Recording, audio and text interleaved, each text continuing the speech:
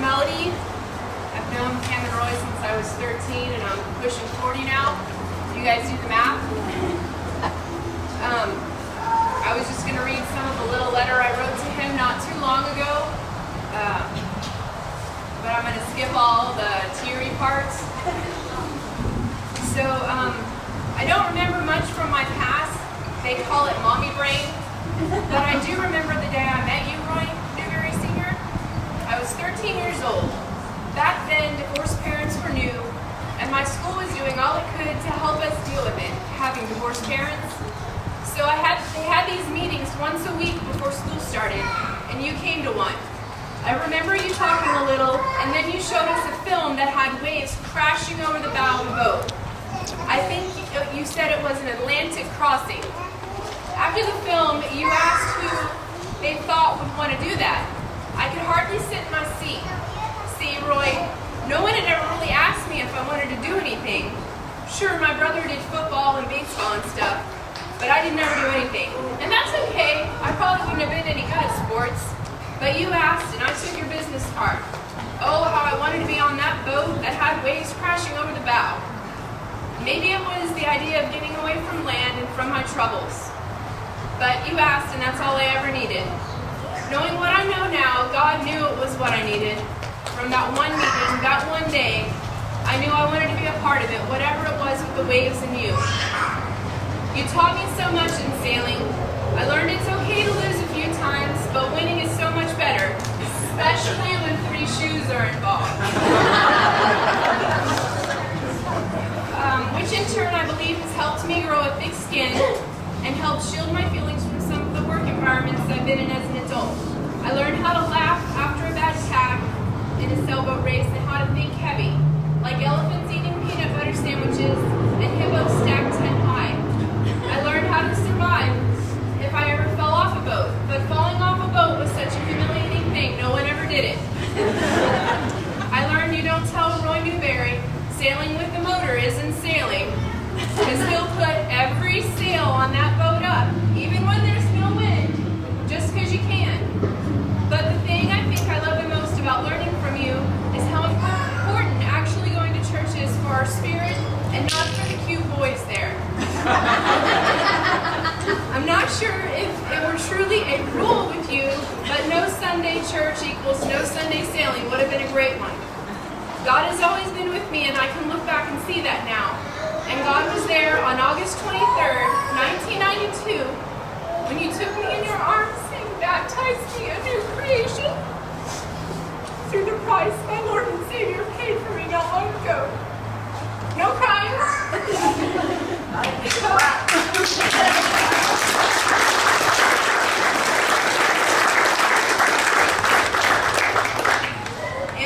God has been with me ever since, reminding me no matter what I'm going through, Roy and Pam are just a phone call away. Thank you for loving me like a daughter.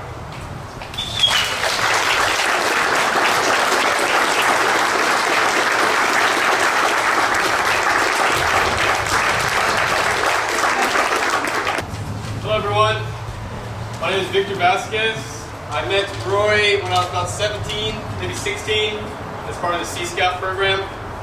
So I just want to share a few words with you about how I saw my relationship with Roy and how he impacted my life. I'll start by make it happen. I think many of you know those words can be hard to stomach, especially when Roy's staring you from the helm and you're trying to put something together on the bow of the boat and you just can't seem to put 2 and 2 together. Those are certainly words to live by, and if they did their trick, you would find your inner motivation to get it done. But unfortunately, making it happen required you to treat it like you live. And the term that stepping onto a boat for the first time was not so easy to understand, especially coming from Roy's perspective.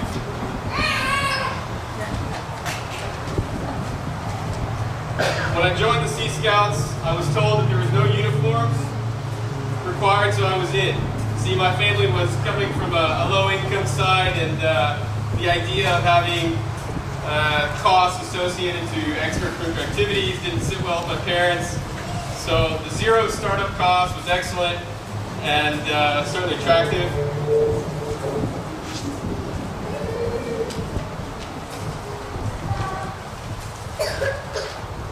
strange thing about Roy's Ship 951 was that the lack of uniforms and the diverse looking scruffy crowd, which a few are here today, you can see. And of course, Roy's method, or his madness, was really strangely attractive to me. Not to mention the amount of responsibility that Roy was able to dish out. It was so great that you were constantly looking for Roy's supervision, his constant instruction, and his recognition. I was hooked. Of course, sailing has a steep learning curve. There's a huge vocabulary associated with sailing: halyard, hoist, mainsail, jib, jibe, bow, stern, aft transfers. I mean, you can go on and on and on and on. So it was equally difficult learning that vocabulary along with Roy's colorful southern dialect, which I won't go into here. And then you had Pam sitting at the bow or at the stern of the boat, and very quick to reprimand you if you use the word aren't. So it was a steep curve of learning in the English diction. However, once you got the terminology down and you stopped feeling like a nuisance or just ballast for the rail, you realized that Roy was finding ways for you to really contribute and be part of that team. Simultaneously, he was working on your ego, parking what you thought you knew, and opening your ears. The Newberrys knew how to take full advantage of this condition, which was teenagers with their ears open. They meticulously managed to insert life lessons here and there, which some still repeat in my head today, more than 20 years later. Joining the Sea Scouts that day had a domino effect in my life, which opened doors I never imagined even existed. I managed to sail in Mexico, Belize, I should say back to Belize, across the Atlantic with Roy and Pam, as part of their delivery crew. And I even later pursued a degree in maritime engineering because I was so fond of the ocean environment. The life lessons he shared, along with his teachings of Christianity, developed me into who I am today. I hope that I'm able to continue the Newberry approach to engaging youngsters and working on their ego. I hope to be able to open doors they never thought they had. So thank you, Roy and Pam. Thank you for your dedication, your forward thinking, and your ability to diminish any boundaries and engage youngsters from all walks of life. I hope that I can one day have a similar positive effect on so many impressionable minds. Thank you so much.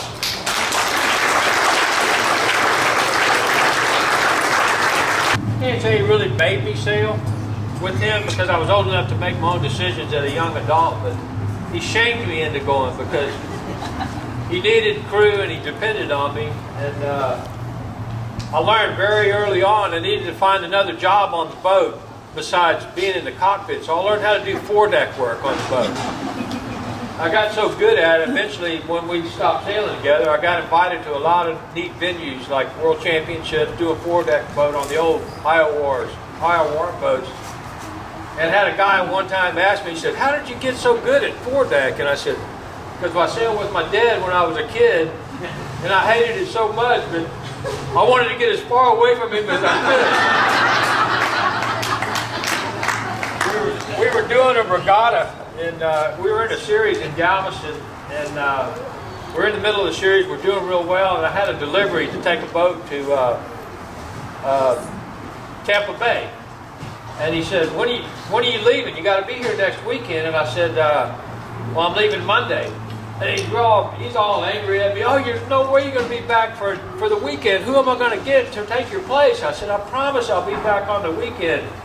And so it was an old CT-54. We had just the perfect conditions to get it there. I got that boat there on Friday afternoon and jumped on the first plane back to Seabrook. I got there early Saturday morning, started setting up the boat. The crew showed up before he did. They said, "Hey, he doesn't expect you to be here. Why don't you hide on the boat?" So I hid down below until we took off and got going, and we're going out the bay, and he's always so focused on racing. I finally came up and started putting the foredeck together and getting everything ready. And we started this race, and I'm sitting about two guys down from him, and somebody said, "Hey, newbie, where do you think Roy Jr. is?" He goes, "Oh, that turd, he's probably not even halfway to Tampa Bay right now." And the crew just erupted in laughter. He said, "What are y'all laughing about?" He said, "He's been on the boat the entire time." So there was one other time. It was a light air day. I got many, many stories, and we're super light air. You get all the crew sitting on the low side. So we're all sitting on the low side, and we're talking, being real still and everything. And somebody says, "Hey, look, what's that up in front of the boat?" We're doing about 1.5, 2 knots, and somebody, "It looks like a wallet." And we've already been like 3 or 4 legs on this race in the bay. And so we're leaning over, we grabbed this wallet. It was a Velcro floating wallet. I'll be darned, it is a wallet. We open it up and it's his wallet. So somebody says, "Hey, newbie, where's your wallet?" And he's driving all concentrated. He goes, "Oh gosh darn it, where's my wallet?" He starts looking for his wallet. We told him we found it. He couldn't believe it. And he said, "There was $700 in that wallet. We'd already taken it out. Well, somebody found that wallet."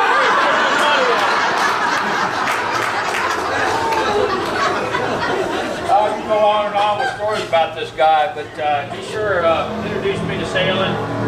We grew up here sailing on this bayou, hunting and fishing, and just doing everything we could. And I really appreciate the life you've given me and showed me. It's turned me into a better man. I'm a better man with this guy guiding me along in the sailing industry.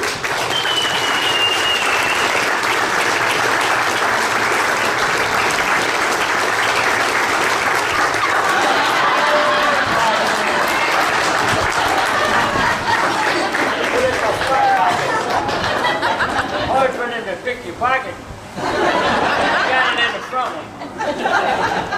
Roy, when I was about 14 at church, one day he came up to me and says, "We'll go sailing?" Really, that sounds like fun. He took me out on a boat. I think we sailed for about 18 months or so. He says, "We're going to start a thing called Sea Scouts." What's that? We started this ship. And I can tell you story after story. I think I took over your spot as foredeck. And I spent, I think, 3 or 4 years on the foredeck. I didn't come off of it much and had just a blast. I never forget on the Destin race.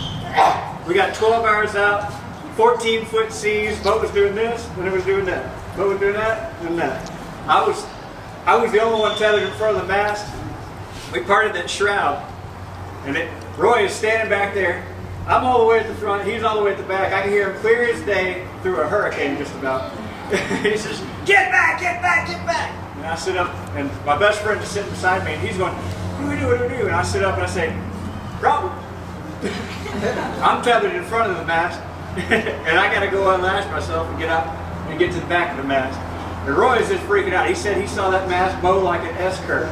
He thought it was going to snap. We parted that shroud. I unhooked myself. Got to the back of the boat. He says, "Why didn't you get back there faster?" I said, "It's okay." Because Roy taught me one thing. He said, no matter what the storm is, you trust God and you keep your head and your wits about you. And I've never forgotten that.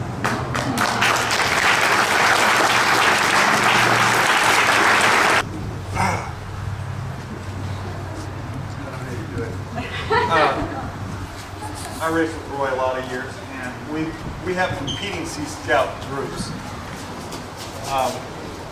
He told me something years ago that I've never forgotten.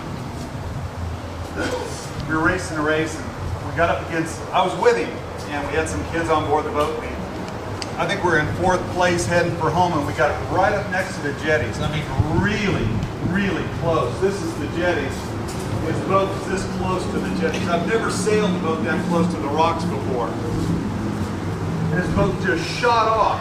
I mean, 2-3 knots faster than our competition. Rounded the south jetty, and then of course we had the race one. It was just downhill from there on out. And I said, "God, Roy, how did you know that?" He goes, well, Mike, you sail these waters all these years, you start to learn all these secrets and it pays off. I said, God, Roy, you're giving all your secrets away. And he said, Mike, if it's worth knowing, it's worth passing on. And I never forgot that. Thank you.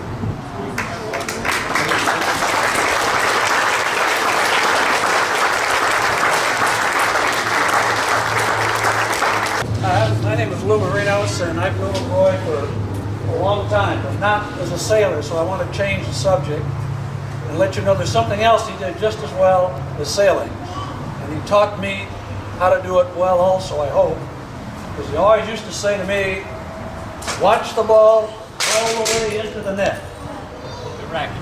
He is one of the best tennis players that's ever played in this side of the world, I think. And he was one of my favorite partners. I'm not a good sailor. I don't know much about sailing except go that way. That I can do. But when it came to tennis, he taught me a lot, and I thank him, and taught me a lot of other things that I heard he taught you all here too. So thank you, Roy. It's been a pleasure knowing you. I'm Roy's nephew, and I'll make it short and sweet. You know, growing up, my dad really never showed me a lot. I have my stepdad here, but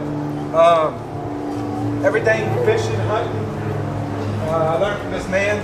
And you know, just fishing together, and you know, he always told me when I got ready to leave and I was going to throw out my shrimp, he always told me never to waste my shrimp. And I remember him grilling them and cooking them for me when I'm cleaning fish in his house.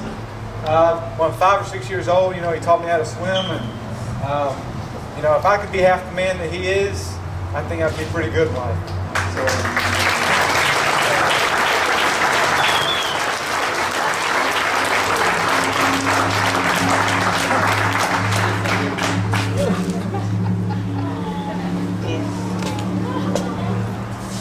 I want to thank everyone so much for coming. It's just been wonderful to see everybody again that we haven't seen in years and years, and we appreciate so much you taking the time out to come. And I thank you for Jonathan and for the Doolins for the facility, for Mike Joe and everybody. It's been so awesome. I don't have much to say because if I got started from the beginning, we'd be here for days. But just a couple of things that I wanted to say. And there were 3 quotes that came to mind to me when I sat down to think about what I wanted to say today. And the 3 quotes are when Mel Gibson's character, William Wallace in Braveheart, says, "Every man dies, but not every man lives." Roy has truly lived. Amen.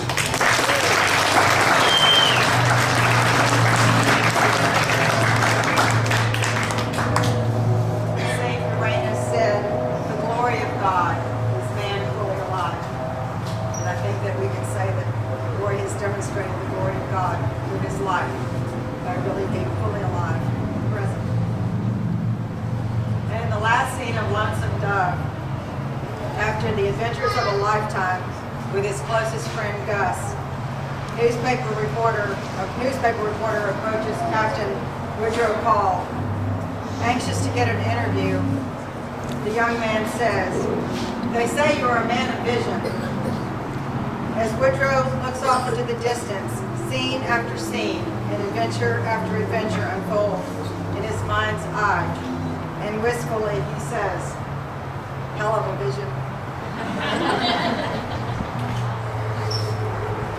God calls a man to be a warrior and a protector, one who will rise to the occasion. He calls him to be strong and courageous. For you are all these things. God also calls a man to have a vulnerable heart. With all his vulnerability, Roy asked me if I thought I could possibly share a few words about how I felt safe on the boats with him all the times we sailed. I always felt safe with you.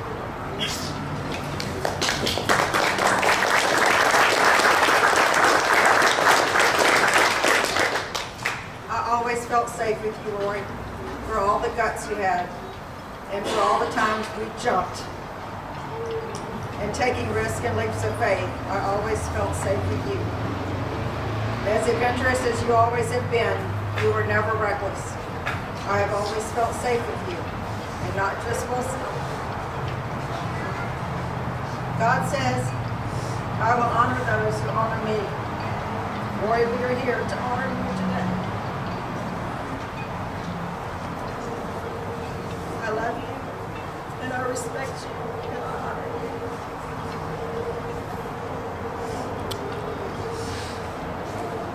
You're the bravest man I know, most courageous, and you're my hero. And I've always felt so.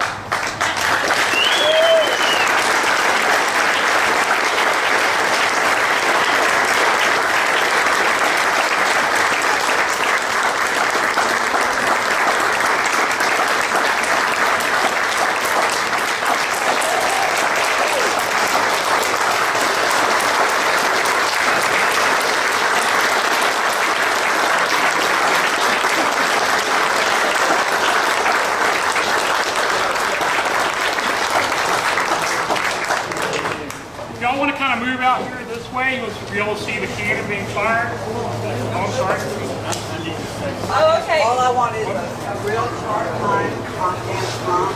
We have a few more. Hang on one And I second, get a phone call from her saying that she's going to go across the Atlantic or wherever with Roy. And if anything happens, don't kiss my voice and don't blame her.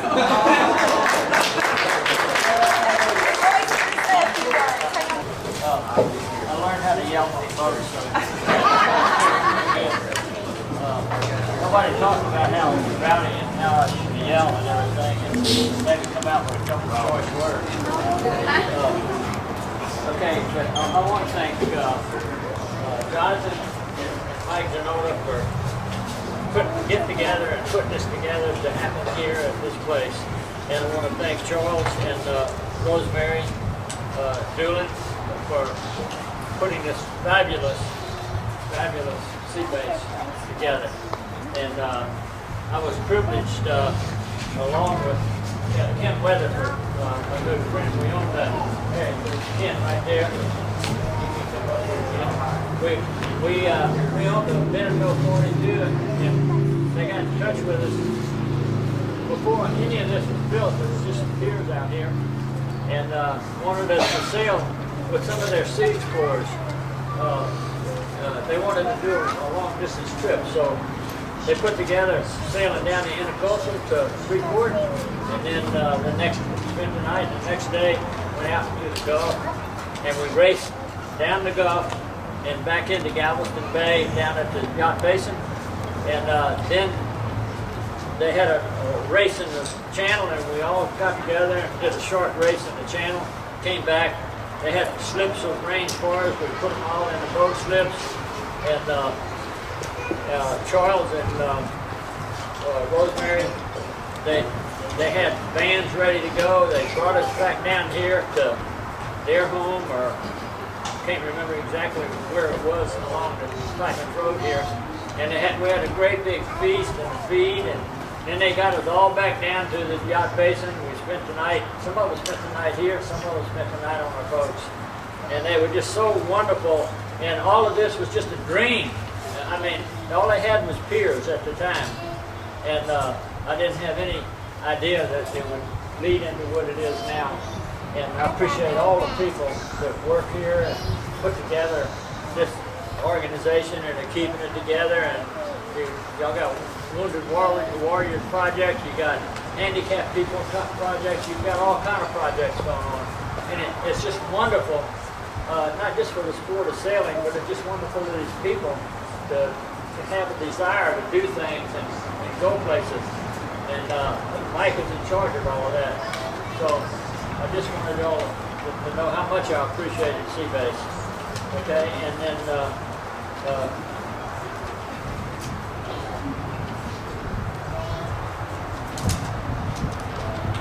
I will tell you a little story about an old-time friend of mine that's not here. His name is Larry Odom. He and I were friends for years, and we still are. And we launched a boat at the Galveston Yacht Club. It was up here in the bayou. And it was a little Toro dinghy, and the wind was blowing this direction. and we took off sailing, and we didn't know anything about sailing. I don't remember how we got the sails up. Somebody probably helped us. It was just a little 8-foot sailing boat. And we took off, and oh man, this is fun, you know. And we got all the way up against this shore over here about where sea base is. And said, oh yeah, we better go back. We've been on a long time. So we took off, and we found out you both don't do so good going against the wind. And I mean to tell you, we sailed back and forth, and we didn't know what we were doing, and pretty soon, I think some guy realized we were in a lot of trouble, so he maybe towed us back in. I can't remember how we got back in, but it was thankful, but we didn't do it on our own. And my first big lesson about going upwind. And so anyway, Pam and I have been married 28 years, and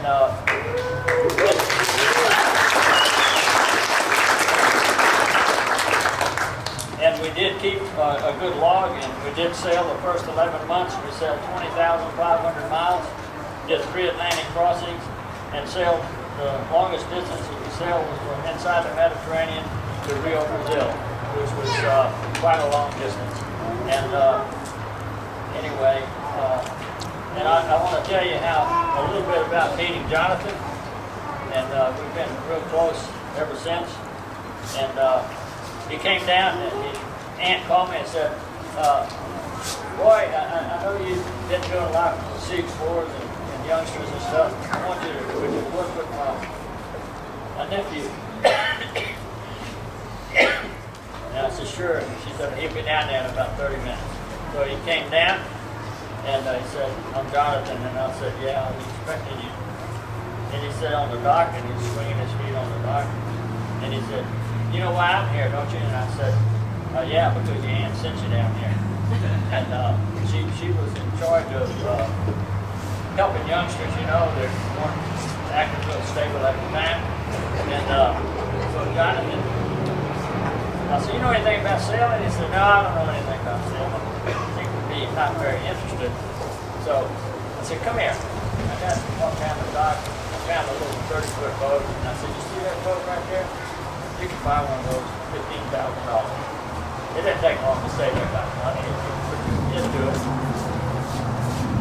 Put enough water and bologna and bread on it, and you can sail any place in the world. You can go right out of the lake here, go out into the ship channel, down to Galveston, and you're free to go anywhere you want to go. And you don't have to hang around here and be a misery to your family, you know. All they'll be able to say is, look, my son is off sailing. You know, maybe he's sailing around the world, I don't know. And I didn't know whether it took or not, but he was back for the weekend to go sailing. And he was just a little bit too old for me to put him in the sea, so he would only have 1 year. And so anyway, they ended up going to New York with him. I was delivering a boat after he and I worked on it for 3 months. And we got to New York, and the owner says, he said, I want to talk to your deckhand here. And he said, Jonathan, would you be the skipper on the boat now? Roy won't take your job, and I need a skipper on the boat. So all of a sudden he became the skipper. And you know, a year or so later he got his 100-ton license. The last boat I've sailed with him on was about a $2 million boat, 72-foot long, with a practically 100-foot tall mast. And he and his wife double-handed that boat, just the two of them. And they asked Pam and I to go with them to deliver it back to New York, or no, Newport, Rhode Island. Okay, and so we agreed, and we just had a wonderful trip with them. You know, there was, you know, like you could play musical bunks. You know, there was about six staterooms on the stateroom, and about 20 toilets that looked seemed like. But anyway, it was a big, beautiful, wonderful boat, and I think that was the last time we sailed, and when I raced with him. We raced it one time, He paid for me to bring my crew all the way up to Newport, Rhode Island, and we did a big overnight race around the island. So, anyway, and I want to thank Ken Weatherford here that has been an inspiration for me, and we owned a boat together, and I'd like to say something funny, you know, like he was always fussing at me, but we never had a crossword. He was always the boss. Okay, there's a lot of people I'd like to acknowledge, but I can't do it because I'll leave somebody out, and they've already warned me. You leave somebody out, and you hurt them. Anyway, thank you all very, very much.